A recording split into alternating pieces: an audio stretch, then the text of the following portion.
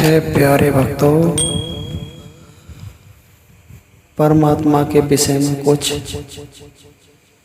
जानकारी हम अपने अनुभव से आपको पहुंचा रहे हैं।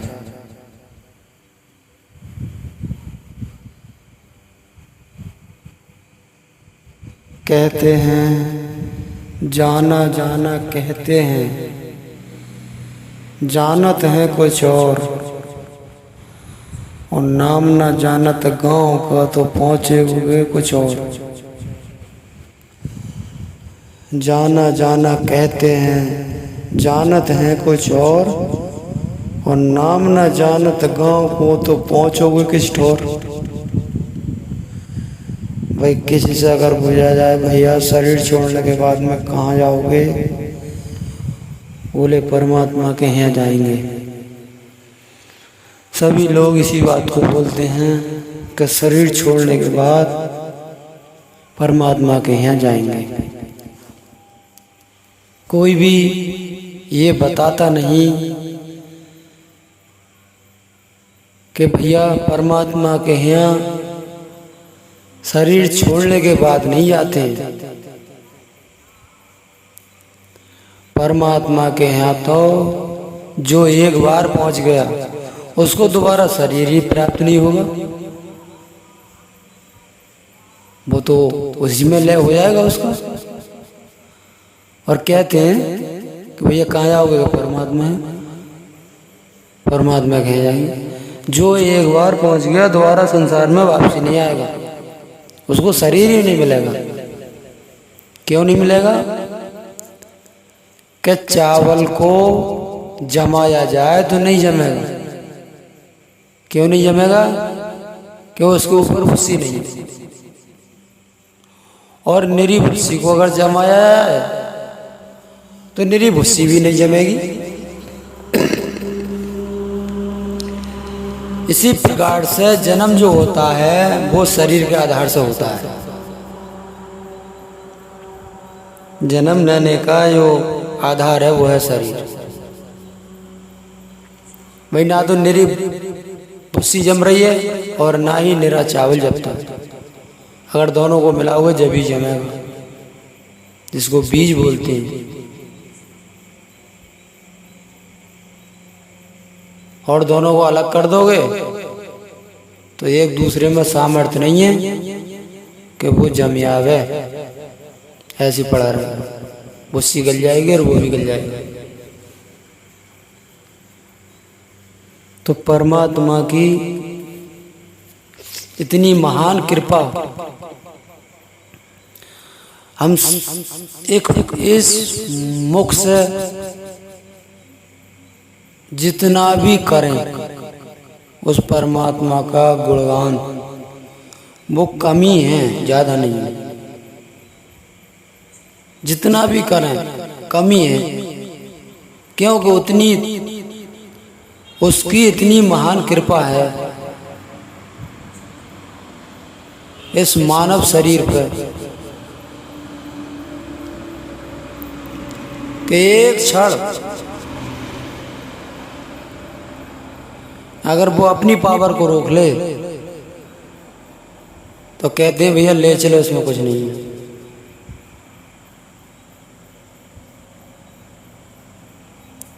और वो पावर दे रहा है तो बगैर बिल के,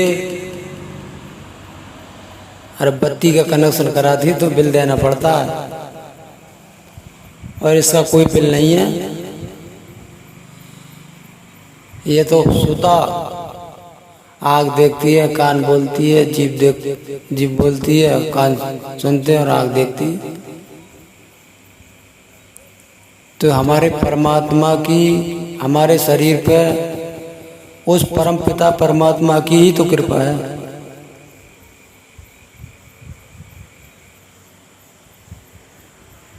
किस लिए? कि हमें मनुष्य बना के ही भेजा है। आप जाइए संसार में,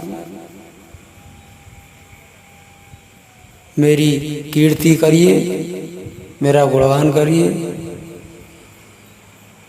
और मुझे प्राप्त करने की कोशिश करना।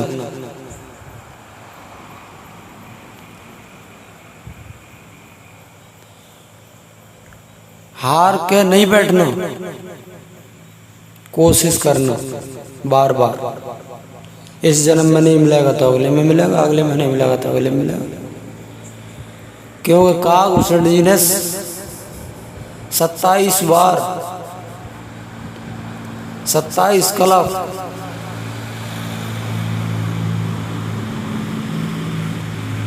और राम की बाल लीला, शिशु लीला देखी थी। क्योंकि उनके अंदर भक्ति का भाव था। परमात्मा को ना तुम्हारी संपत्ति की जरूरत है, ना तुम्हारे शरीर की जरूरत है, ना मान सम्मान की जरूरत है। क्या है? प्रेम।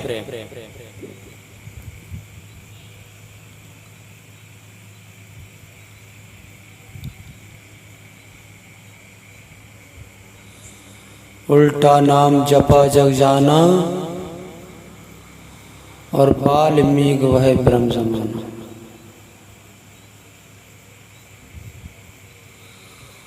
तो प्रेम जो है परमात्मा से जब होता है,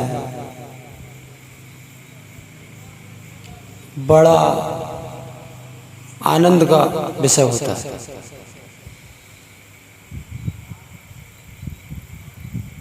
क्योंकि संसार की जो भी वस्तु है वो नाशवान है, एक ना एक दिन इसका अंत होना। परमात्मा स्वतः है, खुद है, दूसरे की बनाई हुई नहीं है, खुद है, सर्वशक्तिमान है। ऐसे ऐसे 100 संसार की रचना करने के बाद में भी शेष रहेगा।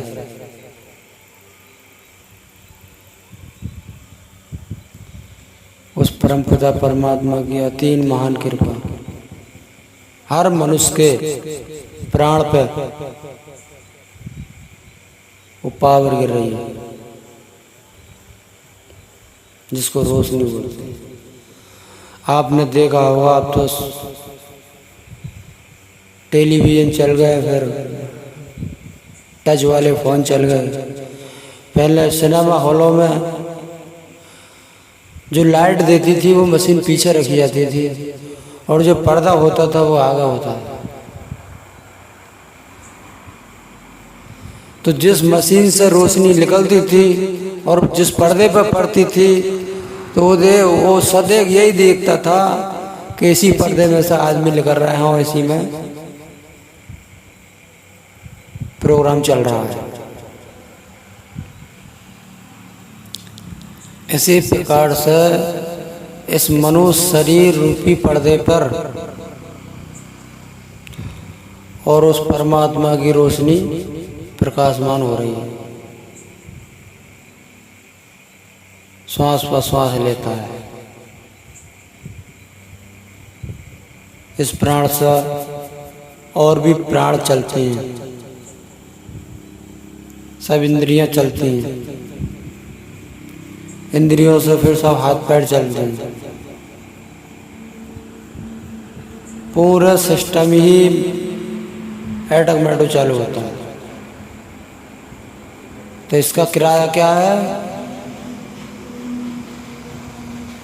उसका भजन, उस परमात्मा का गुणगान, उसकी कीर्ति, उसका सत्संग, जितना भी हो सके कीजिए। और आप किया करोगे, इतना आनंद आएगा, इतना लाभ होगा। उसको बोलते हैं महाराज, राजाओं का भी राजा, क्योंकि परमात्मा एक महाराज है, सब राजाओं का राजा, अतीत है, गुणातीत है, सब गुणों से परे है। कोई गुण नहीं है, कोई विषय नहीं है, कोई इंद्रिय नहीं है, गुणातीत।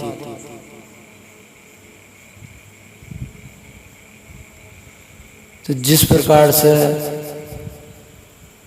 हम अपने ही शरीर से प्रेम करते हैं,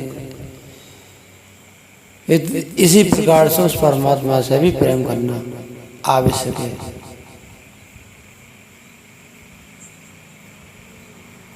क्योंकि सबरी ने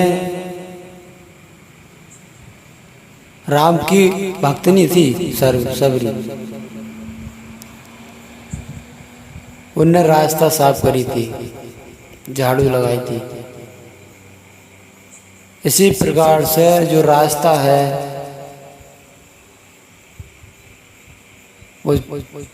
उसमें काम, क्रोध, लोभ, मोह, अहंकार ये बार बार उछल कूद करते हैं। कभी क्रोध आता है, कभी लोभ होता है, कभी मोह होता है, कभी अहंकार होता है। उसमें ये फंस जाता है। क्योंकि मनुष्य के पास 5 विषय ऐसे हैं जिनसे बचना ही असंभव है। अगर अभ्यास किया जाए, गुरु की कृपा हो जाए, परमात्मा की दृष्टि गिर जाए, उस परम पिता परमात्मा की दया हो जाए, तो ये नष्ट नहीं होते, ये कम हो जाते हैं। समय पे प्रकट होंगे, हर समय नहीं रहते। क्योंकि 5 विषय ऐसे हैं कि देखिए, सबसे बलवान जानवरों में हाथी, ताकतवर, लंबाई चौड़ाई भी काफी होती है। उसके पास एक ही विषय है, उस विषय का नाम है स्पर्श। सर्प होता है जहरीला, कितना खतरनाक जीव है।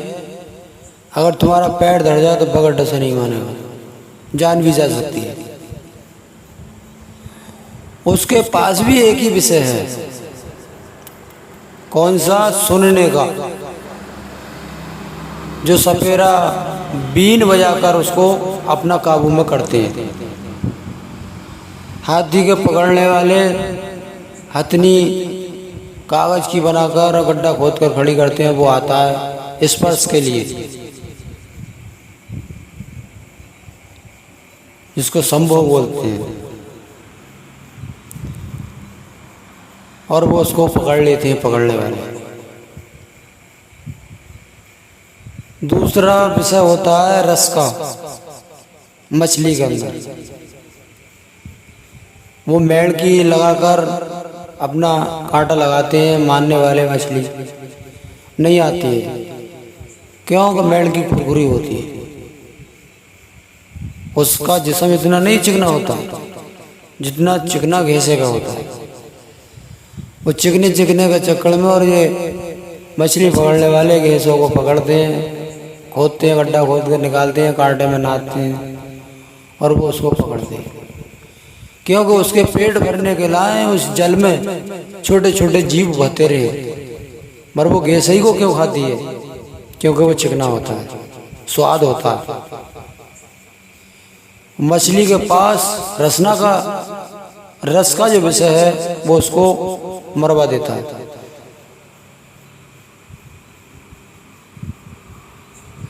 एक होता है जिसको घर के कीट बोलते हैं, पतंगा। उसके पास एक ही विषय होता है जिसका नाम है रूप। वो अब तो दीपक धीरे धीरे घरों से समाप्ति हो गए, और होंगे भी 2-4 घरों में। वो दीपक के ऊपर पास घूमता रहता है, घूमते घूमते ऐसी घूमनी आती है कि वो रूप के विषय में उसको देख कर ही उसमें अपने प्राण को त्याग देता है। जान दे दी उसने, काय के विषय में? रूप के।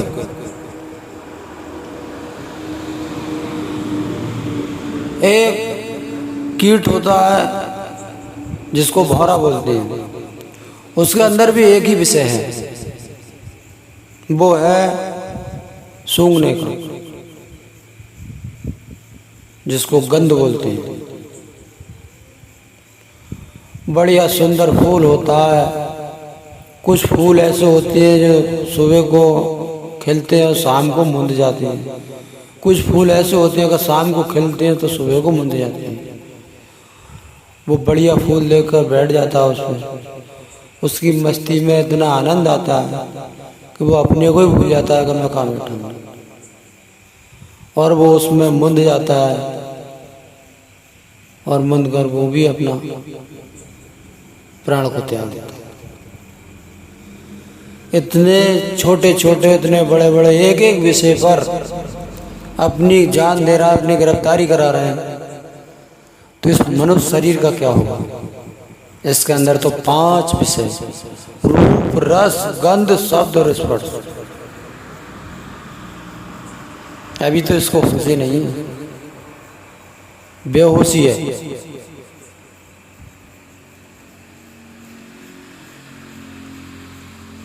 क्यों के नशा जो होता है वो नाश करने के लिए होता है।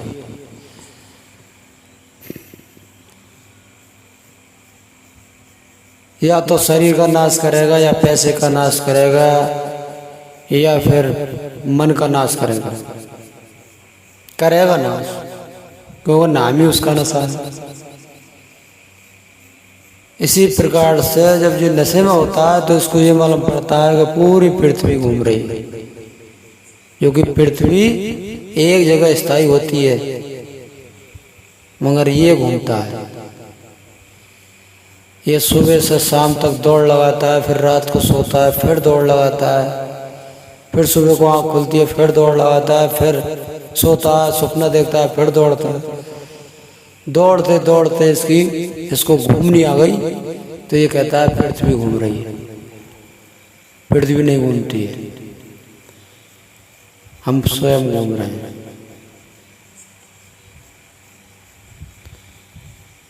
क्योंकि हमारे महापुरुष कहते हैं परमात्मा की तरफ एक कदम बढ़ोगे तो वो 4 कदम चलकर आएगा आपके पास। और परमात्मा रहता वायु स्थान में है जहाँ सफाई होती है, गंदगी में नहीं रहता। गंदगी तो पसंद ही नहीं है। गंदगी क्या है?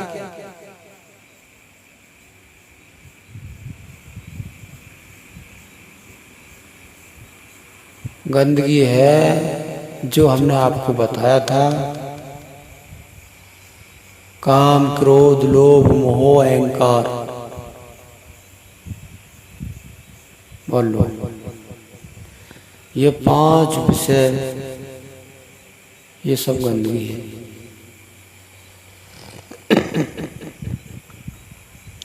क्यों? अगर गंदगी नहीं होती तो गंदगी से ही सारा जिस्म बनता है। इंद्रियां भी गंदगी है, लहर करती है। जब बच्चा पेट में होता है तो कोई भी स्त्री हैमशील नहीं होती है। उसकी जो महीना का सिस्टम था वो बच्चे के पेट में जाता है, वो उसका भोजन पाता है, उसी से उसका शरीर स्वस्थ रहता है। हड्डी मांस मज्जी सब बनती है। क्योंकि 9 महीना तक 10 महीना तक हैमशील नहीं होती है। क्यों नहीं होती है? क्योंकि वो उसका भोजन है, उस शरीर के पालने के लिए वो बहुत हितकारी है। इसीलिए बच्चे का जन्म होता है, उसके हलकटे में गले में उंगली डाल कर गंदगी निकाली जाती है।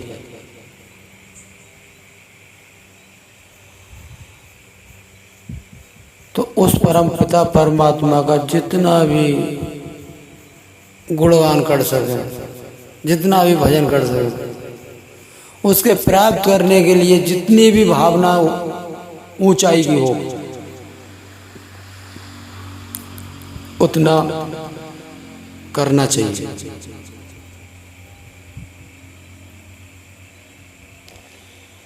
क्यों कि शब्द जो विषय है श्रवण इंद्रिय का, जिसको कान बोलते हैं, और बताया है कवि ने, एक शब्द सुख खान है, एक शब्द दुखरासी, एक शब्द बंधन कटे तो एक शब्द गल फांसी।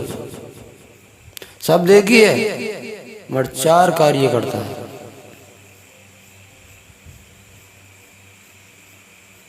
तो जो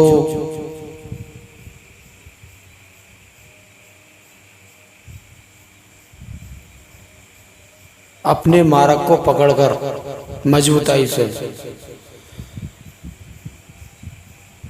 और चलता है, अपने धर्म पर अटल रहता है, उसको कोई भी बाधा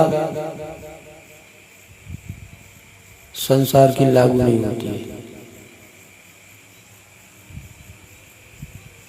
अगर लागू भी है, उसके कोई कर्म के अनुसार कोई गड़बड़ है सिस्टम, उसको भोगना है, तो इतना हो सकता है कि जहाँ फावरे का काम हो सुई से चल जाए।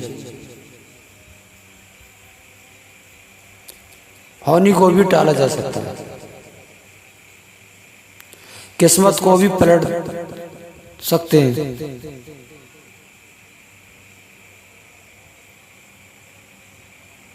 क्योंकि कर्म करने से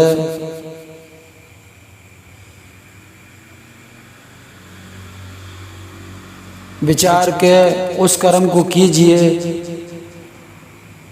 जिससे क्या तन की, मन की और धन की शुद्धि हो।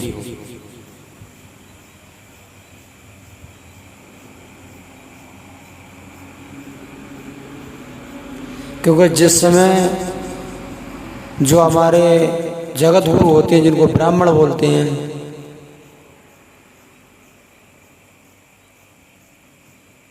वो यज्ञ करने से पहले आचमन कराते हैं, पूरे शरीर को पवित्र कराते हैं, पूरे स्थान को पवित्र कराते हैं, वायुमंडल को पवित्र करते हैं यज्ञ करने से। तो ऐसे ही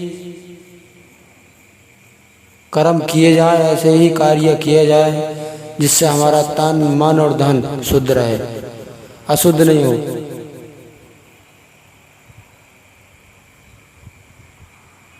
क्योंकि परमात्मा को प्राप्त करना, अब जल के अंदर जो विशेषता है वो है शीतलता, वो सबकी प्यास बुझाता है। मगर ऐसा नहीं है कि हम अपनी प्यास बुझाने के लिए नाली में जो पानी बहता है उसको पी सकें, वो भी पानी है, जल बोलते हैं उसको। और जो नल में निकलता है वो भी जल होता है। मगर अंतर क्या है, वो फिल्टर है और वो गैर फिल्टर है। उसको हम जानते हैं और उसको भी जानते हैं ये गंदा है, और उसको भी जानते हैं ये अच्छा है। तो बहुत समझदारी का विषय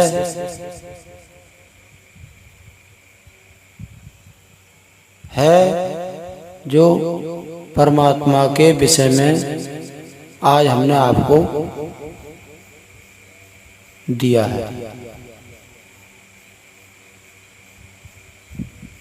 बोलिए सनातन धर्म की जय।